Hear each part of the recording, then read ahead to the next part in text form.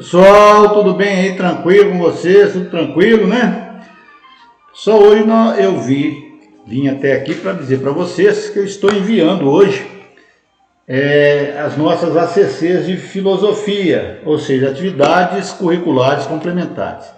Dizer a vocês que essas atividades são compostas de 3 partes, tá ok? Cada parte vale 1 ponto, gente, tá ok? Dizer também que não teve aproveitamento nenhum de material do ano passado, porque simplesmente eu não mandei material nenhum para vocês ano passado, tá ok? Tranquilo? Então nós vamos começar do zero e isso é muito bom, tá?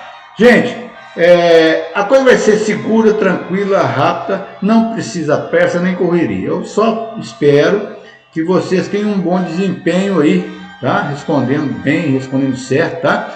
Mas para tal é preciso que vocês me acompanhem nesse vídeo e nesses slides que eu vou passar para vocês, tá ok? Então, gente, vamos nessa, né? Porque nós temos que detonar de todo jeito, tá ok? Gente, presta atenção. A primeira parte das nossas ACCs vai tratar dos filósofos pré-socráticos. Bom, gente, o que é filósofo pré-socrático, professor? Que diabo é isso? Bom, gente, é o seguinte. Existia um filósofo que chamava Sócrates. Sócrates é considerado o divisor da filosofia. Então, aqueles caras que nasceram antes dele, viveram, trabalharam antes dele, são os pré-socráticos. Aquela galera que vai fazer um trabalho junto com ele, socráticos. E aquela galera que vai continuar a história são os helenísticos, tá certo?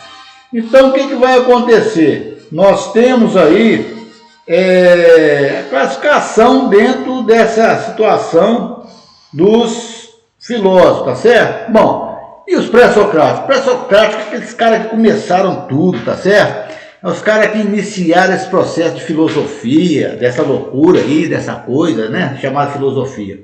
Bom, gente, faz o seguinte, vamos entender o seguinte, vão acompanhando comigo. Os filósofos pré-socráticos fazem parte do primeiro período da filosofia grega, gente. Então, primeiro período pré-socrático. Eles desenvolveram suas teorias do século VII ao século V a.C.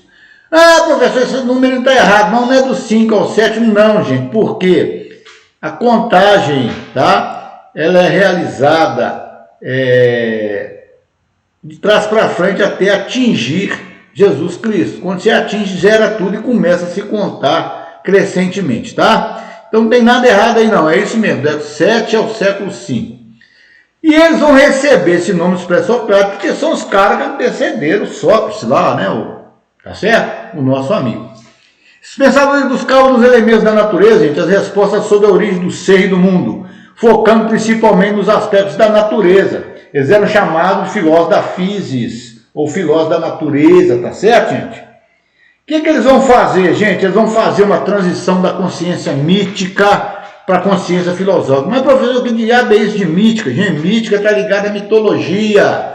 Naquela época, os gregos, né, o povo grego, eles estavam envolvidos com deuses, tá certo? Eles viviam à volta com os deuses deles. Então, tinha Deus para tudo. Tinha o deus do mar, né, que é o Poseidon. Tinha o deus lá da guerra, que é o Apolo, tá certo? Ares também era o deus da guerra. Era uma confusão danada, deusa da beleza, deusa da sabedoria. E era um deus para cá, Deus para lá. Era uma confusão danada de Deus, tá? Então o que esses filósofos da época vão fazer? Eles vão buscar dar uma explicação racional para a origem de todas as coisas. Gente, os gregos da época, eles explicavam a criação do universo, do mundo, através da cosmogonia, tá certo? O que é cosmogonia, gente? Cosmogonia é aquela ideia de que tudo o que existe, tá?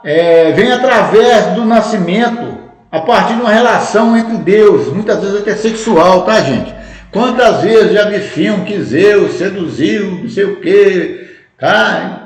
Por exemplo, Hércules, por exemplo, Zeus seduziu a mãe dele, né? Se transformou lá em águia, foi lá e transou com uma mulher enquanto o marido estava dormindo. Quer dizer, é um rolo danado, tá? Então, os filósofos pré-socráticos abandonaram essa ideia e construíram uma outra ideologia chamada cosmologia, gente. Ó, cosmogonia coisa de deuses, de grego que acreditava em Deus. Cosmologia, coisa de filósofo, tá certo? E eles vão dizer que o universo, ele foi e é criado através do logos, gente. O que é logos? Logos, gente, é argumentação lógica, razão. Então, gente, os deuses deram lugar à natureza na compreensão sobre a origem das coisas. Então, presta atenção, a filosofia nascida com esses primeiros filósofos deu origem a toda uma produção de conhecimento e de representação da realidade que existe até hoje, tá certo? Toda essa construção serviu como base para o desenvolvimento da cultura ocidental. Então, eu trouxe alguns filósofos, teve um até que entrou aqui, que eu nem falei para o cara entrar, o cara já entrou, né, que é o Tales. Mas esse pode, porque Tales é considerado o pai da filosofia, é o cara que começou tudo, gente. É o cidadão que foi lá, começou a implantar a ideia de que o negócio não era só Deus, tinha que ter razão, tá? Tem que explicar as coisas racionalmente, tá certo? E esse filósofo tinha um negócio, gente, eles estavam procurando um elemento que fosse aquele elemento que desse origem a tudo. E esse elemento, eles colocaram o nome dele de arqué, tá? Então, a arqué era uma substância primordial, aquilo que vai dar origem, tá, ao universo, a tudo. Então, para o nosso amigo Tales aí, é água. Então, ele fala, tudo é água, gente. Sem água não tem jeito, tá? Tudo é água. Depois vai aparecer o Anaximandro de Mileto, que apesar de ser discípulo de Tales, ele era contra essa ideia. Falou que coisa de água, não, o negócio é apeiron. Apeiron é uma coisa que ele criou, que é uma espécie de matéria infinita, tá certo, gente? A coisa partiu de uma matéria infinita e foi crescendo, tá? E criando as coisas, tá? Depois nós temos Anaximenes de Mileto. Esse era discípulo de Anaximandro, tá? Então o que ele vai fazer? Ele fala que apeiron, que água, não, o negócio é o ar. O ar é que é o bicho, o ar é que deu origem a todas as coisas. Aí vão aparecer outros, como Heráclito de Éfeso, né? O Heráclito não, o Heráclito foi considerado o pai da dialética, o cara era fodido, né? Então ele criava as coisas assim com uma certeza. Ele vai dizer que não, que vocês estão tudo enganados, o negócio é fogo, tá? O negócio é o fogo. Então para ele o princípio, né? O arqué é o fogo, tá certo? E ele vai dizer também uma coisa interessante, que nada é permanente, exceto a mudança, tá? E ele tem umas coisas incríveis com ele, que ele fala, não se entra no mesmo rio duas vezes e tal. Então vai mexer na consciência do povo grego ali e tal, e vai levando as coisas para frente. Bom, depois vai aparecer, não, depois não, né? Na mesma época nós temos aí Pitágoras de Samos, né? Pitágoras é um cara fera, ele é matemático, o cara criou o teorema de Pitágoras, o cara mediu as pirâmides do Egito, né? Pela sombra, pelo amor de Deus, quem é esse cara? Esse cara é o seguinte, ele vai dizer que não, que bobajada, gente, o arqué é número. Então o mundo originou, o universo originou de números, tá? E ele tem um caso interessante dele, porque se perguntar para Pitágoras uma vez, conversa esse negócio de filósofo, quem que é filósofo? Ele falou, filósofo, rapaz, é aquele camarada que ama o conhecimento, tá? E a filosofia, tá certo? É o amor a esse conhecimento. Então, quem define a palavra filosofia é Pitágoras, tá certo, gente? Tales cria e Pitágoras definiu bem para danar, né? Então, veja só, ele vai trazer essa ideia de números. Depois nós temos Xenófanes de Coloão. Esse cara é interessante, gente. Ele fundou uma escola, e essa escola é chamada Eleática. Ele não admitia de jeito nenhum o tal do antropoformismo. Mas o que é isso, professor? Antropoformismo? Nunca ouvi falar nesse trem. Gente, antropoformismo é quando você vê um filme, por exemplo, você vê lá um cara com a cabeça de dragão, tá certo? Uma mulher com um rabo de peixe, que é uma sereia, por exemplo. Então é uma mistura de corpos humanos com corpos de animais, tá? E os gregos tinham muito disso, por exemplo, eles tinham o centauro. O centauro era metade homem, metade cavalo, tá? Eles tinham um minotauro, né, cara? Um cara cabeçona de touro lá, aquele corpão lá de homem, né? Tá certo? Então, era isso, tá? Essa mistura, essa confusão de corpos. E nosso amigo Xenófanes não gostava dessa história, tá? Parmênides de Eleia, tá? Ele tinha um conceito, gente, que focou nos conceitos de aletheia. O que é aletheia? Aletheia significa a luz da verdade. Então o cara que tem a aletheia tem a luz da verdade, tá? Mas para ter isso é preciso ter dosha, é preciso ter opinião, tá? Tá ok? Então tá aí o nosso amigo. E ele tem a frase famosa, né? O ser é e o não ser não é. Ah, o cara cobra. Zenão de Eleia, esse Zenão é incrível, porque ele começa a brincar com os deuses. ele vai criar um paradoxo. Ele vai pegar Aquiles, o herói de Troia, tá certo? E vai botar Aquiles para correr com a tartaruga, e vai dizer que Aquiles jamais alcançaria a tartaruga se sempre tivesse que percorrer metade do caminho restante. Ele tinha uma teoria, gente, interessante para danar. Ele falava que o que se move sempre está no mesmo lugar, agora, tá? Então, tentando correr agora, o cara está no mesmo lugar, tá ali, tá certo?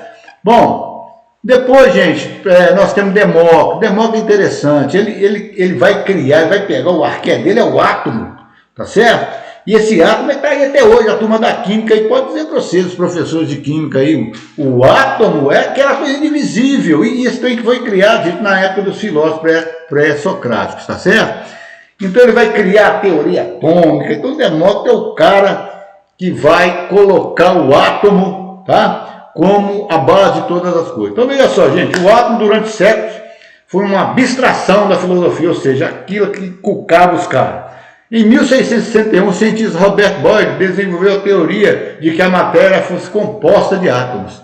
E ele está certo, porque todo mundo tem átomo, não tem jeito de sair fora desse trem de átomo não, tudo tem átomo, tá ok? Então ele vai dizer, nada existe além de átomos e do vazio. Gente, nessa época, como é que era estranho? Os caras davam aula como? Eles criaram as escolas deles, tá? Tinha as escolas, os caras não eram Cusco, né? Então vocês vão ter a escola jônica. Quem criou foi Tales, tá? Tales vai trabalhar lá com seus discípulos, que é o Anaximandro, o Heráclito, tá? Tem a escola pitagórica, essa é interessante. Para entrar na escola, eles pintavam um pentagrama na mão, gente. Um pentagrama é uma estrela de 5 pontas, e todo mundo levava aquilo na mão, e era uma entidade super secreta. Aí os caras mostravam a mão assim com aquele pentagrama e entrava para a escola, ou escola itálica, tá? Eles desenvolviam muita música, Pitágoras adorava trabalhar com música. Ele criou uma série de trabalhos musicais, criou as notas, as cifras musicais, tá? Quem mexe com música aí, tá sabendo o que eu estou falando, tá? Tá certo? As oitavas foi Pitágoras que criou. A escola eleática, essa foi desenvolvida no sul da Itália. Você vai ter Parmênides e o Zenão, né, como os representantes, tá? E o Xenófanes, né, que é o cara lá do antropoformismo, né? Detesto esse negócio de bicho misturado com gente, não existe. E a escola atomista, ou atomismo, que foi desenvolvido por Demócrito de Abdera e Leucipo também de Abdera, tá? Vocês percebam que os filósofos estão sempre ligados à cidade. Você tem, por exemplo, Tales de Mileto, Anaximandro de Mileto, tá? Você tem Pitágoras de Samos. Então, de onde ele vem, ele traz consigo a carga da cidade e da região, tá certo? Então, gente, essa primeira parte é isso. Qualquer dúvida que tiver, pare aí o vídeo, volte, vá olhando, tá? Mas é tranquilo. Vamos para a segunda fase.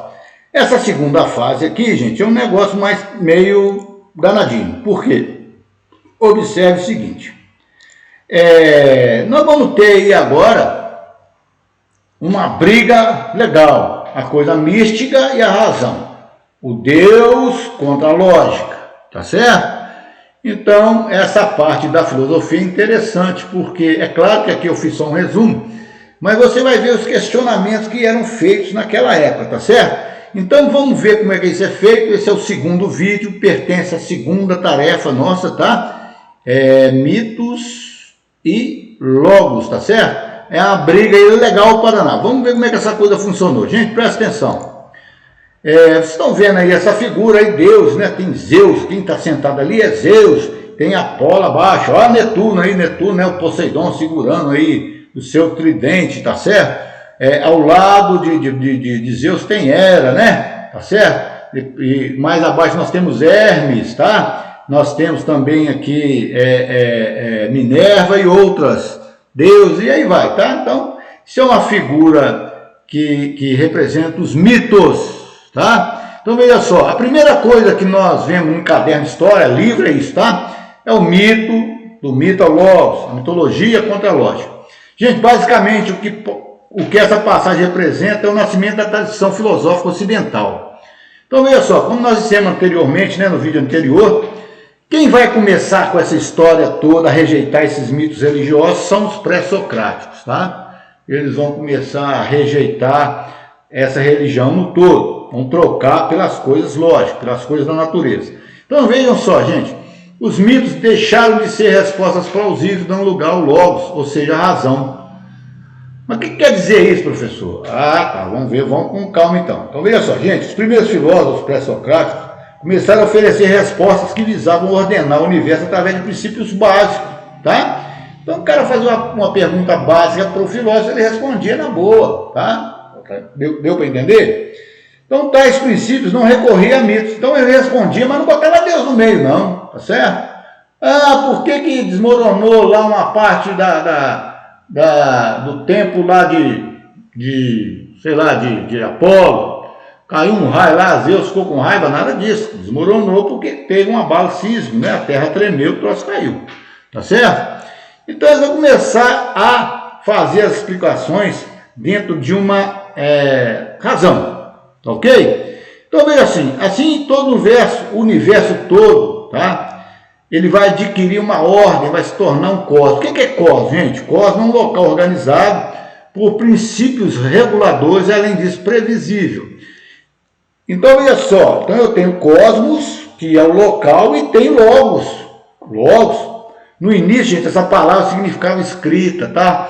Então, veja só, significava a palavra escrita ou falada, ou o cara escrevia ou falava, chamava logos para os gregos. Mas os filósofos foram lá e deram uma distorcida nela, tá? E falaram o seguinte, que logos é a razão, a capacidade de racionalizar, porque se você fala ou escreve, você está raciocinando para fazer isso. Então veja só, cosmos do grego significa a totalidade das coisas, universo posto de modo ordenado, organizado e harmônico, tem que estar tudo certinho para a coisa funcionar. Aí o pessoal fala que por conta disso, a filosofia é a mãe de todas as ciências e tal. Veja só, gente, não é bem assim, né? Muitas ciências foram criadas por filósofos, tipo a biologia, né? A física, a química, mas algumas foram aprimoradas, como o caso da matemática, por exemplo, né? Ela foi aprimorada, a escrita, tá? Então, não é bem assim não, mas a filosofia tem uma força aqui com as outras ciências. Então vejam só, gente, os primeiros filósofos gregos propunham um modo de observar e analisar a natureza, tal que ela pudesse ser explicada pela razão, não recorrendo ao mito, tá? Então, essa segunda etapa nós estamos encerrando aqui. Vamos para o terceiro texto agora, que também vai tratar de um filósofo. Eu falei de Sócrates no início, tá ok? E esse cidadão, gente, ele é concebido como um grande filósofo, talvez o maior filósofo que tenha existido. Tanto é que tem um período antes dele, que é o pré-socrático, na época dele socrático, e depois o helenístico, né? Mas Sócrates era um cara meio diferenciado. Ele não era um cara muito assim de ter orgulhos, tá? Então veja só o que vai acontecer com esse cidadão, gente. Então esse terceiro vídeo aqui, nessa terceira parte do vídeo, o que vai acontecer? Eu vou falar um pouquinho dele e da dialética. Ele era um cara formidável, sabe? Ele é um cara que pregava as coisas e tinha um sentido moral muito grande. Ele nasceu em Atenas, a cidade grega da época, né? Até hoje Atenas existe lá, bonitinha. E ele é considerado o marco divisório da história da filosofia grega, tá? Então nós vimos lá, né, os pré-socráticos, né? E os caras depois que vão suceder, eles são os pós-socráticos e aí vai. Gente, o próprio Sócrates, porém, é que eu falei com vocês, ele não era um cara orgulhoso, queria saber de nada, ele não deixou nada escrito, nada. Quem escrevia para eles eram seus discípulos, o mais famoso deles era Platão, escreveu um monte de coisa sobre Sócrates, tá? E o Sócrates é o seguinte, ele era filho de um escultor e de uma parteira. E essa dupla herança, essa mistura de uma parteira com um escultor, vai levar ele a buscar a esculpir simbolicamente uma representação autêntica do ser humano, tá certo?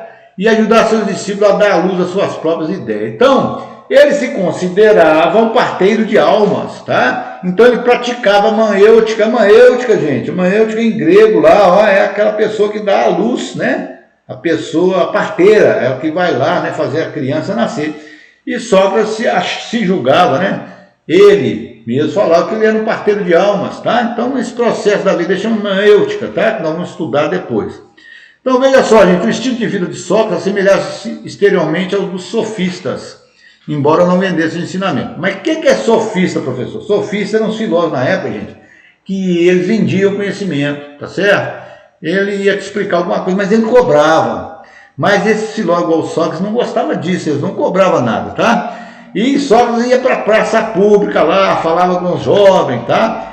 E ele sempre que possível, ele dizia que era preciso unir a vida concreta ao pensamento, unir o saber ao fazer, a consciência intelectual, a consciência prática, a moral, tá?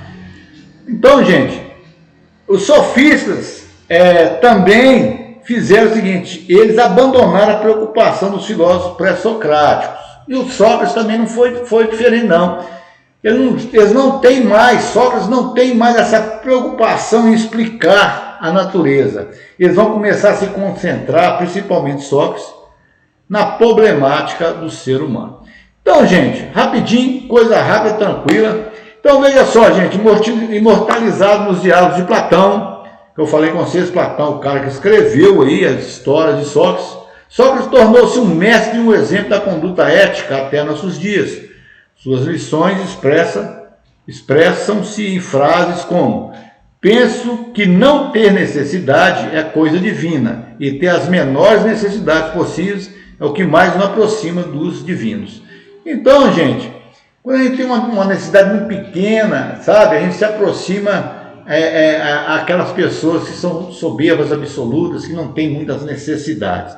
Então tá aí, eu espero ter conseguido transmitir aí com esse vídeo um pouco cansativo, eu admito, mas é necessário para que vocês aprendam o que é a filosofia, tá certo? Então, muito obrigado pela atenção. Gente, só um aviso.